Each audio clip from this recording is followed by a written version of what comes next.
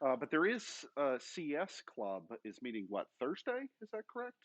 Or is it Tuesday next? Oh, right, because the whole student government flap. Yeah. Okay.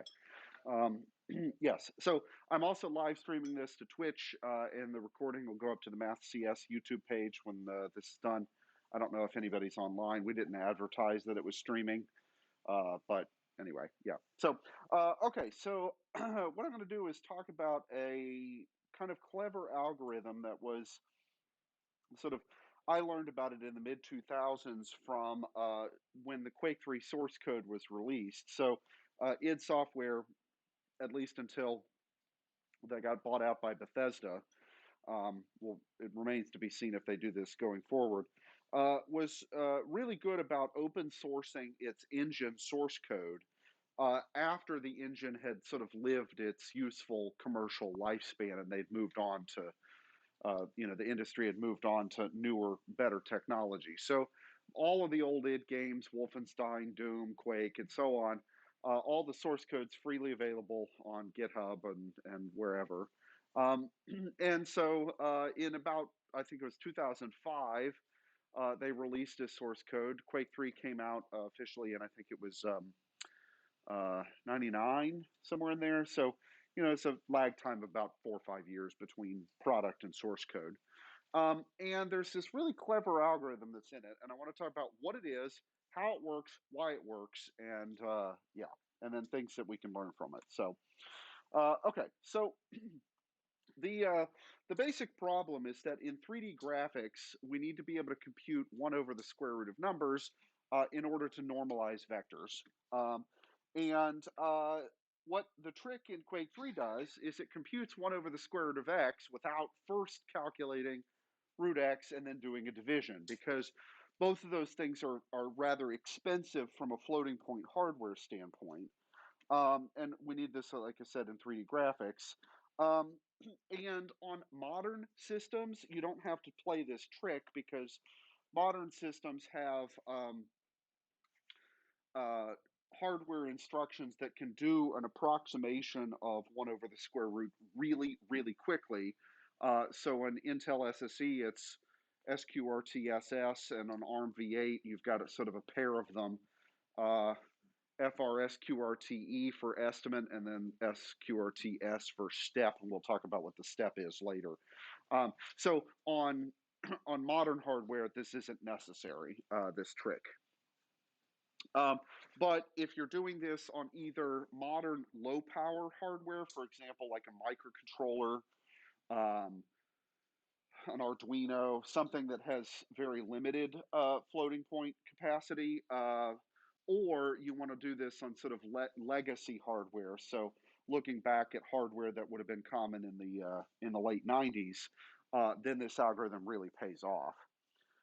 Okay, and in order to talk about how it works, we need to kind of do some quick review as to how floating point numbers are actually stored in a computer. Uh, and at least since the mid 80s, they've been stored for the most part in according to this IEEE standard of floating point. And it was first ratified in 85, although the idea behind it had been certainly around for quite a long time. And the standard way to do it is it's sort of like a scientific notation sort of scheme. So if we take, for example, some really big or really small numbers, right? So Avogadro's number, 6.02 times 10 to the 23rd, or the universal gravitational constant, um, 6 point whatever times 10 to the minus 11. So big numbers, small numbers. This is certainly common in science to express numbers this way. Um, and so let's think about sort of how we've built that up, right? We have something point something times 10 to the something, right? And so if you just told me the three somethings, then I would be able to put the number back together and understand what it is. Or the mass of the sun in kilograms, um, or the number of atoms in the observable universe, right? Okay, so it's kind of a big number. Yeah, but anyway, that's kind of the game that we want to play. Okay, um, And so the convention that we use here is we put a single non-zero digit before the decimal point, which heretofore I'm going to call the radix, okay, or the root.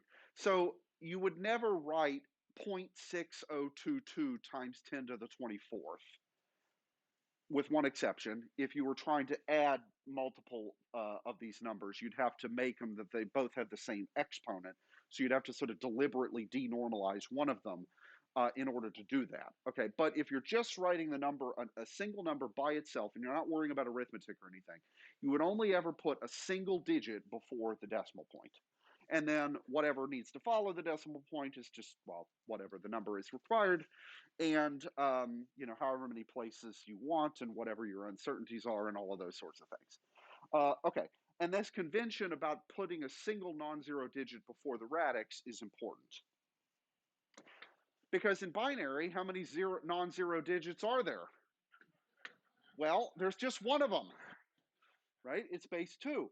And so we don't actually have to write that down, because what else would it be? If it's not 0, it's something else. It's 1, right? Okay, so we don't actually need to encode that because it's an assumed thing.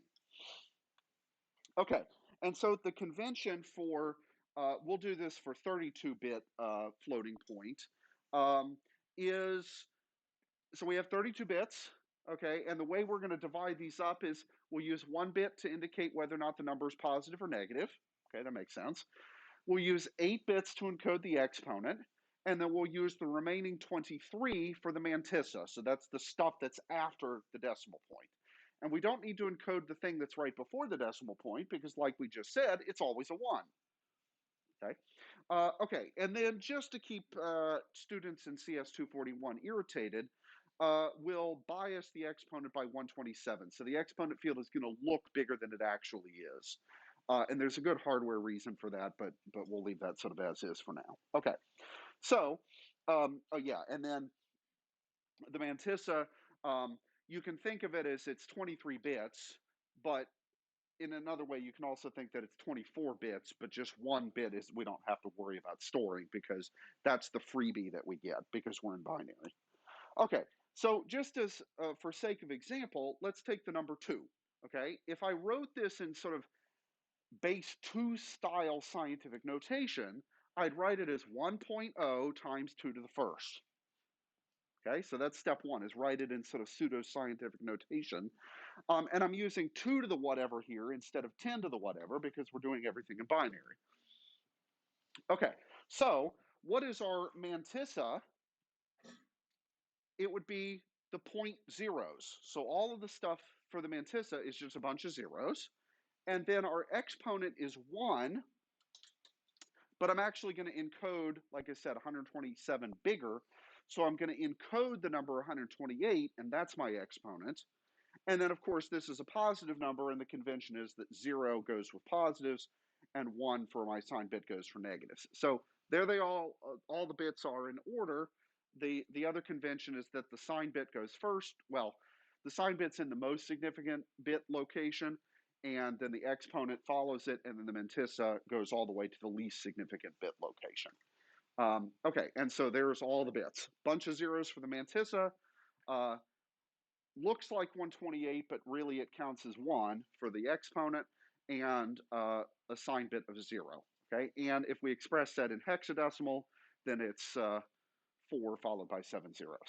Okay, so good. All right, so that's floating point. All right, so let's look at the algorithm and talk about how it works versus why it works. So here's the algorithm. Okay, so it defines a QR square root of a number, takes in a float, spits out a float. It's going to define some temporary variables I, which is on the original hardware, long meant 32-bit int, and 16-bit was just a regular int. So think of this as just an int. 2 floats, a constant that's the number 1.5. One of these temporary variables, we make half of the number that comes in. The other one, we just make a copy of the number. And then there's these 3 lines. And they're kind of like what the heck is going on there? Okay. So yeah, you look at it and you're like, okay, right? So what the heck is going on here? Now, guys that are in 241 with me, like this morning, they're in pointer hell right now. Okay, and stars and ampersands and stuff are the bane of their existence. So look at this: star, long star, and Y. What on earth is that doing? Well, we'll talk about it. Okay. But basically, we're going to be in pointer hell for a minute. But I'll break it down. And then there's this thing. We're going to do some sort of bit shifting so that the double greater than signs means to do a right logical shift by one position, which is basically like dividing by two. Um, and then there's this. Where the heck did this come from? Right? We're subtracting from this number that basically is coming out of thin air. What's going on there? Okay. And then we do this sort of arithmetic to do something and then return the number. Okay. So basically, what's happening is these first three lines are going to give us an estimate of the reciprocal square root. And then the second to last line is going to improve the estimate. Okay. So, calculus students or math majors, if you want to numerically approximate something, you can estimate it first, and then how do you improve an estimate? You could do something like Newton's method. Yeah, that the bottom line there is exactly Newton's method for 1 over the square root of x kind of problem. Okay, so we'll estimate, then we'll improve with the iteration of Newton's method. And in fact, the Quake 3 source code actually has a second copy of this line, but it's commented out because it turned out not to be necessary. Okay, so let's go through the money shot here, and let's go through doing sort of an example, right? So let's say we wanted to compute 1 over the square root of 2, okay? This is why I picked the number 2 earlier, because 1 over the square root of 2, I know exactly what that number is, right? It's sine of 45 degrees, 0.707, blah, blah, blah. It's a number that we see quite a bit, okay? And 2, we said, was encoded as 4 followed by a bunch of zeros. Okay. Okay. Step 1. So this bit pattern that we were looking at represented a floating point number, but it's just a bit pattern, so I can pretend temporarily that it's an integer and interpret it as if it's an integer. That, huh? Oh, in hexadecimal, right? So sorry, let me go back. Because the sign bit um, so the first four bits are 0, 1, 0, 0. So if I encode the number 2 in binary, it's all of that stuff, right? The first four bits are 0, 1, 0, 0, which is 4 in hex, right? Yeah, so it's a little bit annoying, right, that the sign bit kind of torpedoes this. Okay, good with that.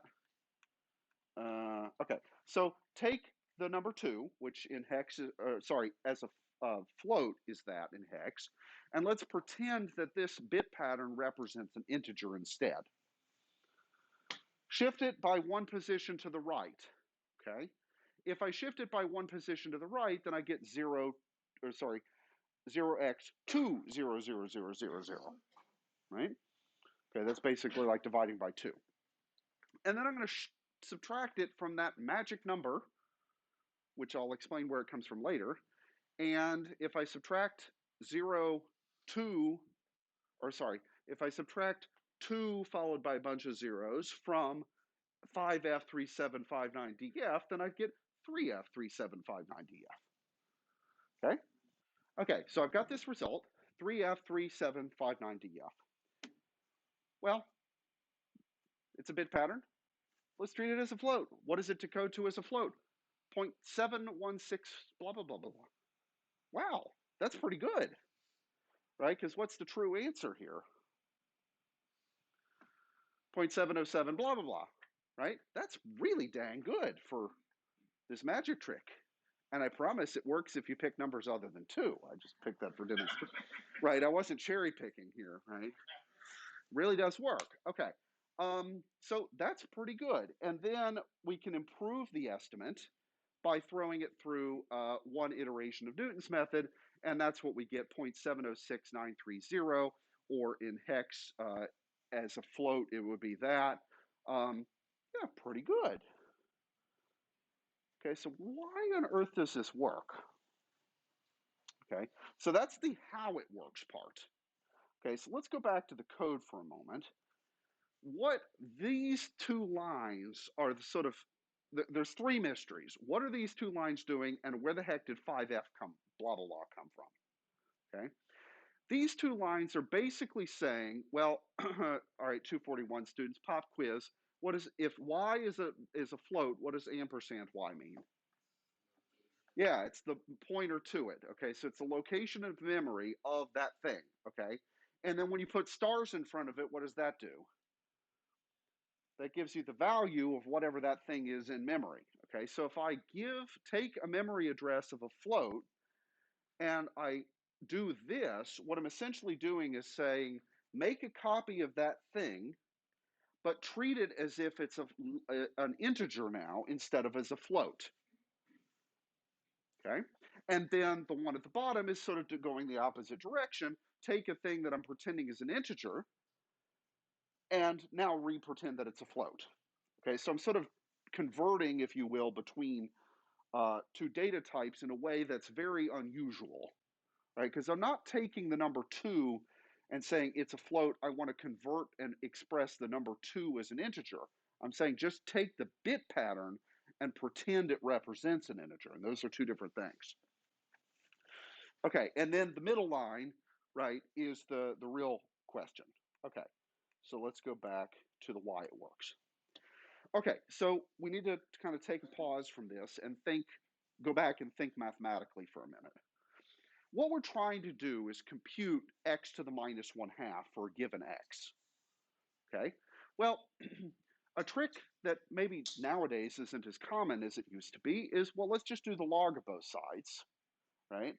Because what's the log of x to the minus 1/2? It's the same as minus 1/2 log x. Okay, so now I'm not doing any square roots, I'm just doing a division and a negation.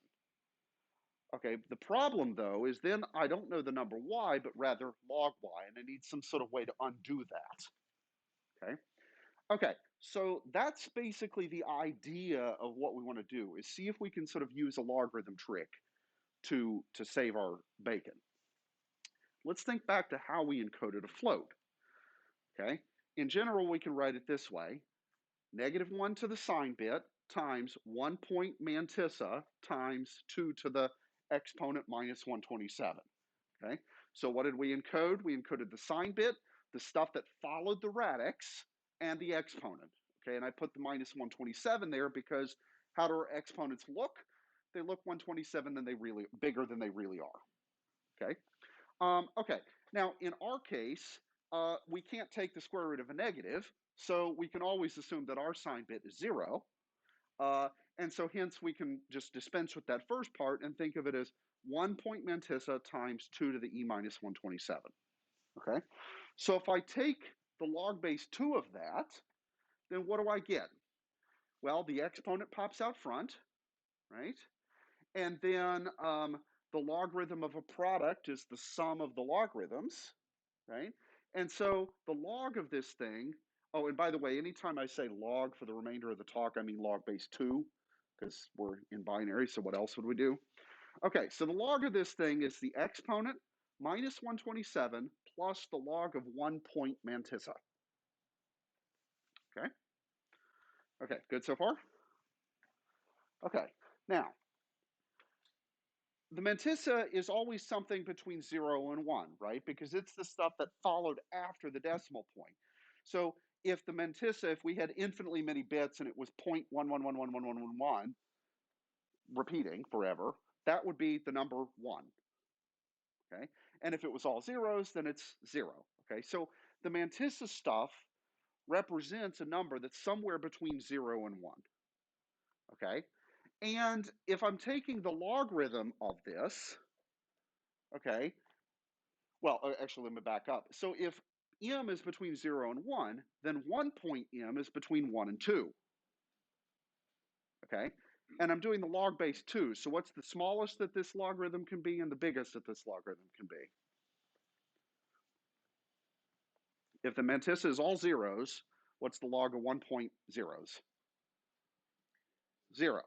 Okay? If the mantissa is a bunch of ones, then that means 1 point and a bunch of ones is really close to 2, but not quite. The log of that, what's the log base 2 of something basically that's 2? Basically 1, just slightly, just a smidge smaller. Okay, so I'm going to cheat and say, well, I could just forget about the logarithm in its entirety and think of an approximation for log x as being exponent minus mantissa plus exponent minus 127 plus point mantissa, the stuff that followed the 1, plus this little correction factor sigma because, well, I'm cheating, okay? And then the idea is you would pick sigma so as to minimize the total, or so that the uniform error for all numbers between 0 and 1, and then you pick that number accordingly, right? If, for example, I picked sigma equal to 0, then this approximation would be perfect at either end, but really crummy in the middle. And if I pick sigma that's not quite like that, then maybe I can sort of uniformly smooth out the total error so as to keep it, relatively small. Okay, so now a completely different way that we can think of the mantissa, okay, is that if we interpret it as an integer, okay, then it has 23 bits in it, okay? So point mantissa really means the mantissa taken as an integer divided by 2 to the 23rd, okay? So if I take my number x, which is whatever, okay, and I pretend it's an integer, then, and I think about what all of its bits represent and where they're stuck, then the integer value of x, so that's just taking its bit pattern and pretending it's an integer, is exponent minus 127 times 2 to the 23rd. Okay, and the reason for that is the exponent field, how many bits to the from the far right is it? It's 23 bits over. Okay, so that's why it's 2 to the 23rd. And then the mantissa stuff is at the far right, so I don't have to multiply it by anybody. Okay? Okay, so if I divide both sides by 2 to the 23rd, then I get integer value of x divided by 2 to the 23rd is exponent minus 127 plus mantissa over 2 to the 23rd. Okay? And remember, this is point mantissa. And the other stuff is what we had in front in the beginning when we took the logarithm. Okay? Hence, there's an approximation that the log base 2 of x is approximately given by this, this quantity. Okay, so that's basically combining what we had at the top with what we have here, right? Both of them have e minus 127. Both of them have point mantissa, and then we've got, of course, that little correction factor. Okay, so it's not a perfect equals, but it's a dang good approximation, and that's good enough for our purposes here. Okay, okay, so let's take this, our logarithm thing. Exponent minus 127 plus mantissa as an integer over 2 to the 23rd plus our sigma. Okay, so what was the problem that we were trying to solve? We were trying to solve log y equals minus a half log x.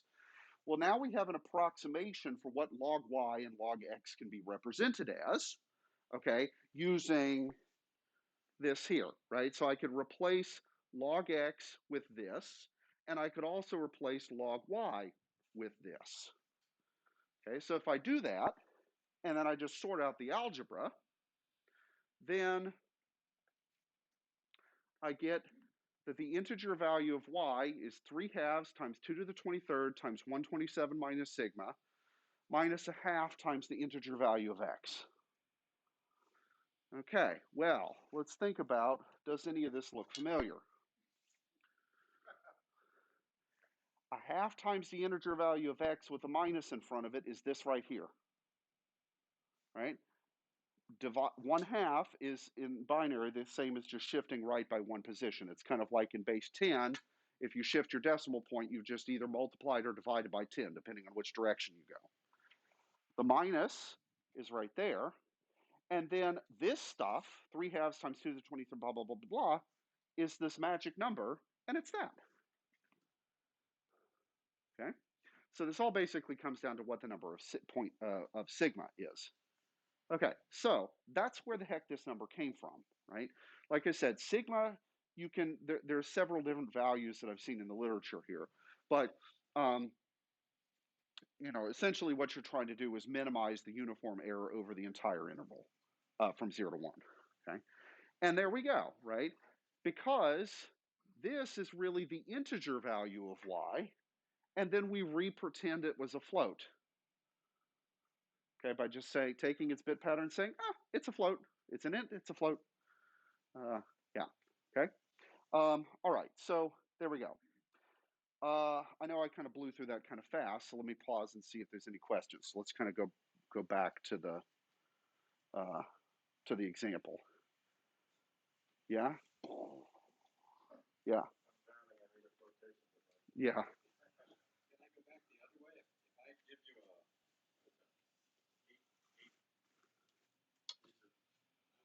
Mm-hmm. You mean 8 nibble, like 8 hex digit number? Right. Yes, exactly. Okay. And in fact, uh, yeah, so given a sigma, you can get the magic constant that goes with it or vice versa. Yes. So, um, yeah. And it's like 0.06 or something, roughly speaking. Yeah, Bob.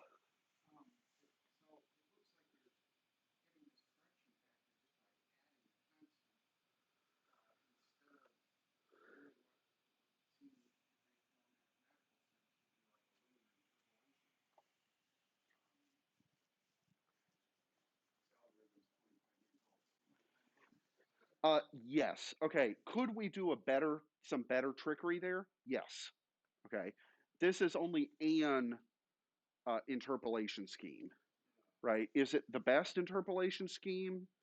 Maybe, maybe not. Okay. And in fact, so this is one bizarre thing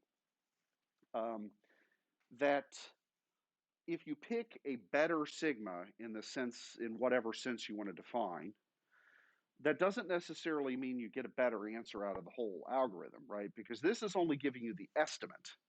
You then have to pipe it through an iteration of Newton's method, okay? So there is another slightly different version of sigma that gives you better estimates, but worse results after you put it through Newton's method. And it's kind of like, oh, well, that's interesting. Yeah, and so for that reason, right, it's good enough. Yeah, could we improve it? Of course. Um, okay. So logarithms are our friends. Okay. So what can we do with this?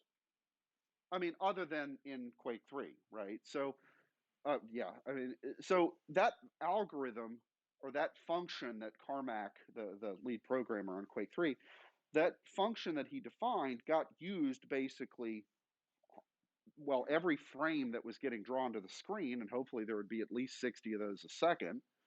Um, anytime you needed to normalize a vector, which is a lot in 3D graphics, it's going to be calling that function.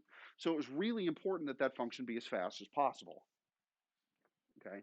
But one of the things I mentioned earlier is that he has 2 copies of the Newton iteration, and one of them's commented out. So presumably he put it in there, and then they figured out that actually you didn't need it, at least not for the purposes of the game part, right? The graphics. Okay. Okay. So we can adapt this procedure to other kinds of things like a regular square root. Well, one way would be to just do this. If you want to take the square root of a number x, what about just do it as x over root x? Okay, that maybe seems like a little bit of cheating. Okay, but as a homework exercise, you can figure out the magic constant to do it if you want to really treat it as root x instead by going through sort of this logarithm stuff that we did. And you can come up by using the same value of sigma, an equivalent sort of magic constant, not the 5f whatever, but something kind of similar. But again, this only produces an estimate. You still have to improve that with Newton's method. It's worth mentioning, so what's the Newton's method for doing square root of x? It's this. Does anybody recognize this algorithm or this particular trick?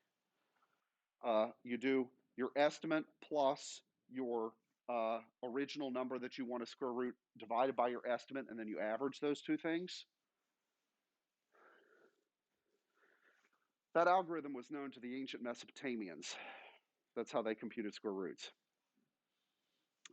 And now it turns out it's exactly Newton's method for the problem of it's for root x, but it's a very old algorithm. Okay, now from a floating point standpoint, though, I would not actually want to do this because this involves a division. And if I can avoid division, that's a good thing. Okay, the division by 2 is not really a big deal because in floating point, you can do division by 2 just by dropping your exponent by 1. And then, yeah, that's it. Okay, so you could do that, or you could just use a little bit of algebra. Well, we did everything with 32-bit floats, but we could do it for any other floating point standard. We just need to recompute what the magic number is for 64-bit floats, which weren't relevant in Quake 3's day because there wasn't 64-bit hardware in everybody's gaming rigs. Or you could do this with half-precision 16-bit floats or sort of a different 16-bit scheme called B floats, which are useful in machine learning kind of situations. And this is something I've been thinking about recently. Well, the Commodore 64, right? We could do this on hardware that's 25 years older than Quake 3 itself, or 15 years older, whatever, right?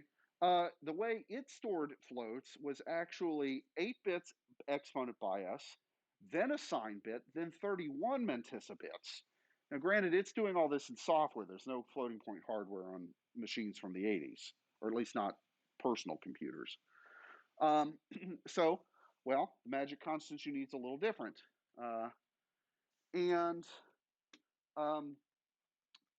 we could also improve things by using either more Newton's method, or we could do something more sophisticated like Hawley's method, which is sort of like a second order version of Newton's method if you wanted, but that's more computational complexity. So it's sort of, you have to pick your poison. How much work do you want to do versus how accurate do you want your answers?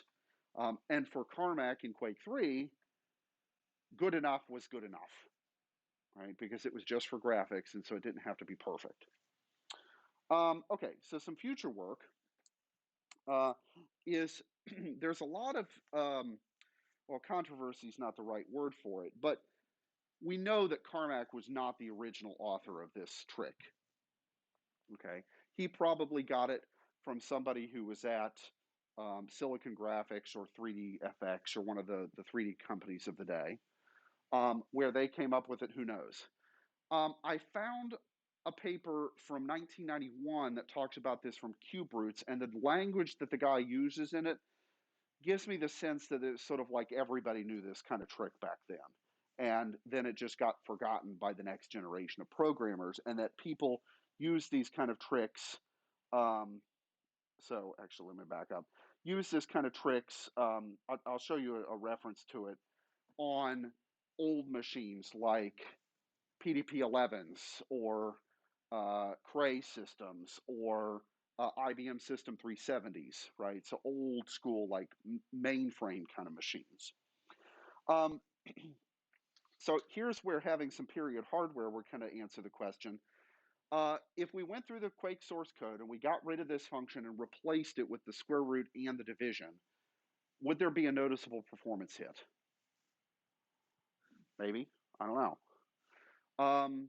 It just so happens to turn out that, so I gave a version of this talk in Texas when I was at home this summer. And I asked this question. I was like, yeah, it'd be kind of interesting to know what would this look like on period hardware. So when I was playing Quake 3. Was doing it on a Pentium 2, 350 megahertz, and I had a Voodoo graphics card from 3DFX. Okay, fast machine from the period. So I'm like, oh, I wonder. Let me go on eBay and find a Pentium 2 system from that period. Right, no big deal. They're out there. The very next day, IT emails me and they said, yeah, Karen Gunther just dropped off a Pentium 2 computer that has Windows 98 from it on it to recycle. Do you think you could use it? And I'm like, well, actually, so I just need to get a 3D card for it. But yeah, so I can try this on some period hardware, or maybe I could do it in DOSBox or something, and just see, would there be a noticeable performance hit by getting rid of the algorithm in its entirety, or even adding that extra iteration of Newton's method? Would it even be noticeable from a graphical standpoint? Would it be noticeable from a playability and speed standpoint? I don't know.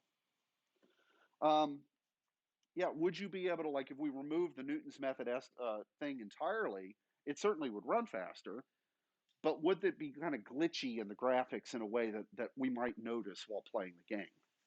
Again, no idea.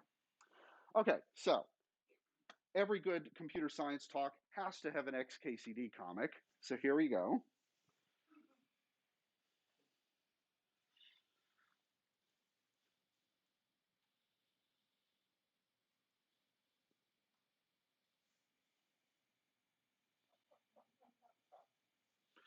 Okay, so XKCD, if you hover over it with your mouse, it will give you sort of an alternative caption. And this is the alt text for this comic. Some engineer out there has solved P equals NP, and it's locked up in an electric egg beater calibration routine. For every 0x5F375A86 we learn about, there are thousands we never see. Okay, the 57, that constant uses a slightly different value of sigma, but it's basically the same gain. Yeah. So yeah. Okay, let's talk some references. Um, Obviously, the Quake 3 source code, open sourced in '05, and it's available on GitHub. Wikipedia actually has a pretty good article about this.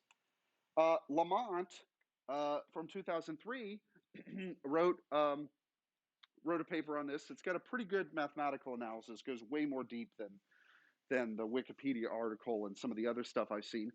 He, by the way, was up at Purdue in the math department as a grad student, so he wrote this back in the day. Um, there's an honors thesis by Robertson from, and I'm blanking on the university, it was in Canada. He has a very, very good derivation of all the magic constants. Um, and then this paper from the 90s I found was called Computing a Real Cube Root.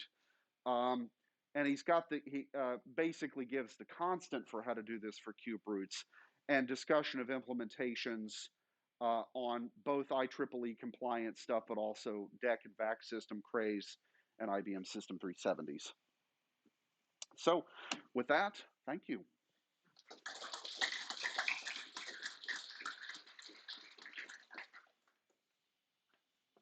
So, Question, Preguntas, Fragen. Yes, Mr. Lillis. I did. I did. Because I wrote these slides, or the first version of them, when I was in Texas, and I was worried about dropping the F bomb in Texas. All right, so because he mentioned it, let's go.